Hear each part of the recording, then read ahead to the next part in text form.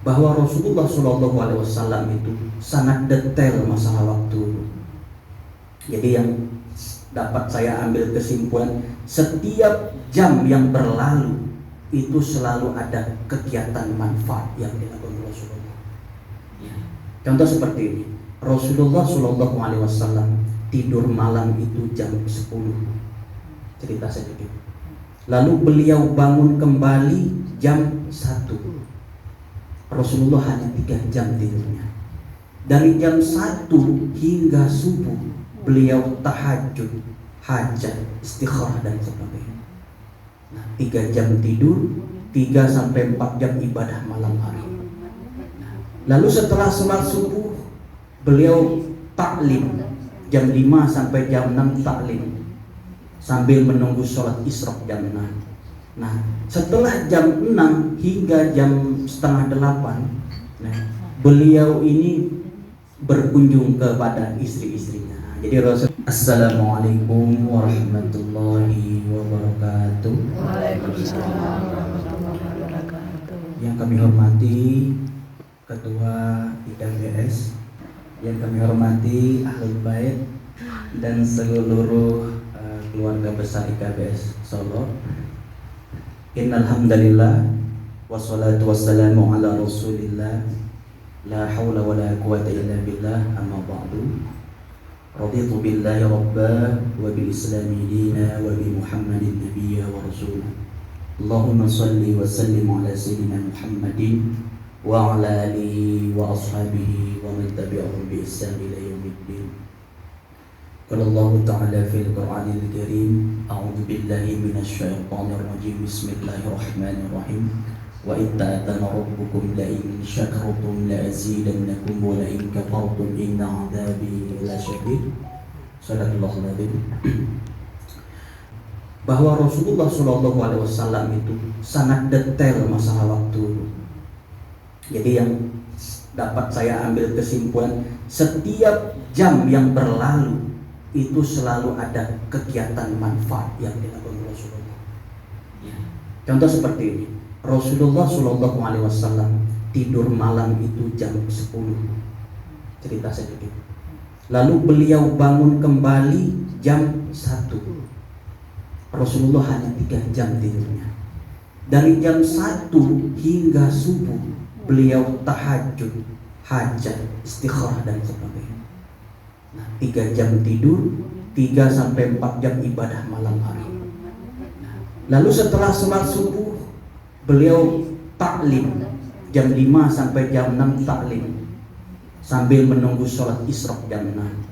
Nah, setelah jam 6 hingga jam setengah 8, nah, beliau ini berkunjung kepada istri-istrinya. Jadi Rasulullah memiliki banyak istri. Nanti pembahasan yang lain. Nah, setengah 8 hingga jam 11 beliau berdagang. Jadi 4 jam berdagang. Jam 11 menjelang zuhur istirahat. Jadi kalau malam 3 jam tidur Rasulullah, siang 1 jam. Nah, setelah zuhur itu kembali taklim lagi. Nah, jadi kesimpulannya Rasulullah itu hidupnya taklim, belajar, mengajar, berdakwah, berdagang dan ibadah. 5 poin ini. Itu keseharian Rasulullah. Jadi semuanya tertata dengan rapi. Nah, lalu bagaimana ujian-ujiannya? Tentu setiap manusia memiliki ujian yang berbeda-beda. Ada yang Allah berikan kelebihan harta, diuji dari penyakit. Ada memiliki kurang harta, hidupnya pas-pasan, anaknya banyak. Kalau kita pikir dengan logika, tidak mungkin seorang pedagang nasi goreng, mohon maaf, ataupun penjual soto itu bisa menyekolahkan anaknya 4-4 wisuda. Tapi banyak terjadi. Bahkan sarjana kedokteran UGM yang usianya itu hanya 20 tahun itu seorang tukang beca. Ini menyatakan bahwasannya dalam Islam ini tidak hanya mempergunakan akal logika, tetapi butuh yang nama keyakinan. Di sini kita butuh yang belajar yang namanya ilmu tauhid, ilmu keyakinan kepada Allah.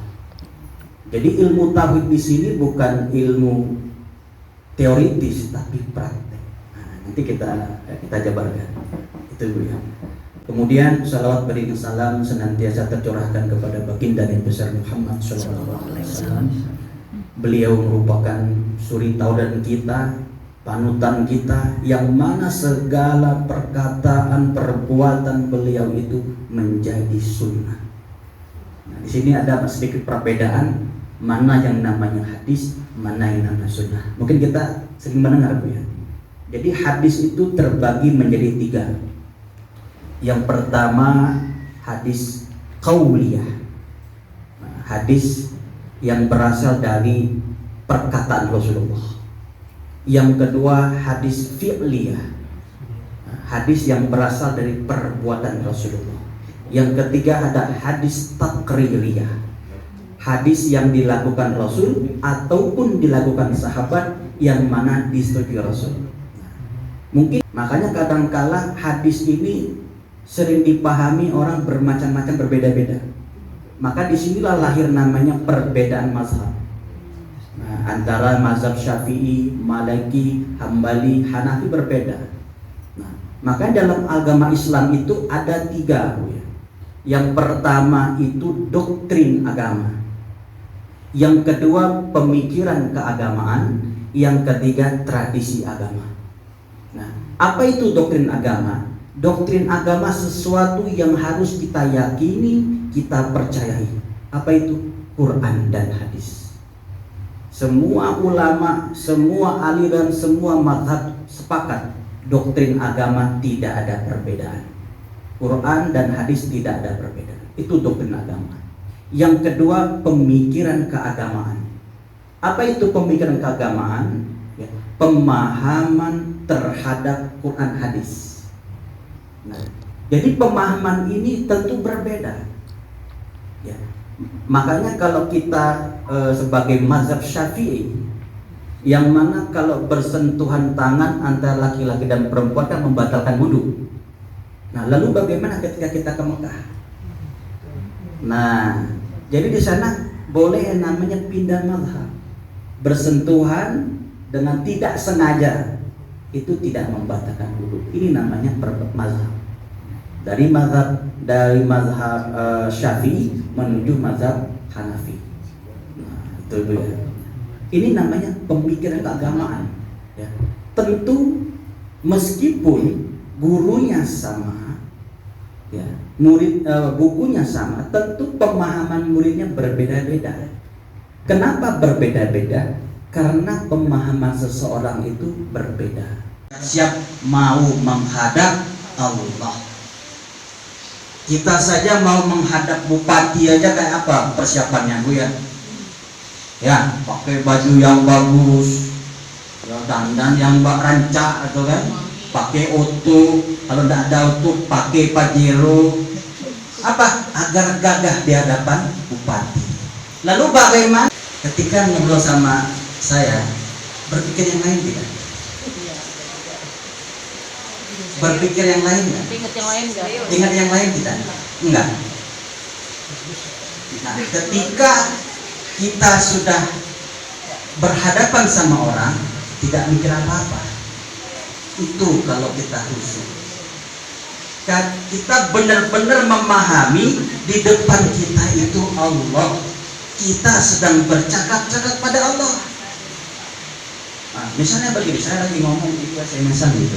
Karena saya waktu itu, kira-kira gimana? Begitu pula Allah. Ini Allah murka. Makanya Allah Subhanahu wa Ta'ala karena sayang kepada kita diberikanlah ujian. Itu tanda sayang. Kenapa? Mungkin kita lupa dengan Allah. Biasanya kalau kita senang, nggak pernah sulit, lupa sama Allah. Tetapi ketika kita banyak masalah, rajin nggak kira-kira doanya? Ya Allah, saya masalah banyak, utang nggak kelar, rumah tangga ini sering selek sama mertua begini, pasti banyak berdoa. Disinilah bukti bahwa Allah sayang dengan memberikan yang namanya ujian. Ya, iyyaka na'budu wa iyyaka nasta'in. Na'budunya beres, nasta'innya tocek. Ibadahnya semua dilaksanakan, segala hajat kita itu terkabul. Makanya kalau orang cara ibadahnya itu benar, tidak pernah melanggar atau jarang melakukan maksiat, insya Allah segala urusannya itu beres.